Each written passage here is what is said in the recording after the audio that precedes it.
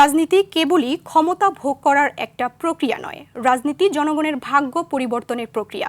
বরিশাল বিশ্ববিদ্যালয়ের শহীদ রাষ্ট্রপতি জিয়াউর রহমান এর ৪৫তম শাহাদাত বার্ষিকী উপলক্ষে মাসব্যাপী বৃক্ষরোপণ কর্মসূচির সমাপনী অনুষ্ঠানে শিক্ষার্থীদের উদ্দেশ্য করে এমন মন্তব্য করেন তথ্য ও সম্প্রচার মন্ত্রী জহির উদ্দিন স্বপন।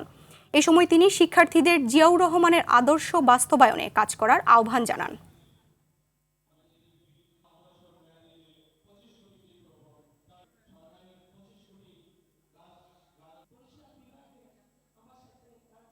শহীদ জিয়াউর রহমান যেমন প্রচলিত রাজনীতির বিপরীতে বাংলাদেশ জাতীয়তাবাদী দল গঠন করেছেন, বাংলাদেশি জাতীয়তাবাদের দর্শনকে প্রবর্তন করেছেন, মাননীয় প্রধানমন্ত্রী দেশনেত্রী বেগম খালেদা জিয়ার পথ অনুসরণ করেই শহীদ জিয়ার সেই রাজনীতিকে প্রতিষ্ঠিত করে চলছেন, যার প্রমাণ রাজপথের সংগ্রাম, জিয়াউর রহমান ফাউন্ডেশনের সামাজিক কর্মসূচি এবং বুদ্ধিজীবীদেরকে নিয়ে ভবিষ্যৎ বাংলাদেশের রাষ্ট্র মেরামতের কর্মসূচি প্রণয়ন।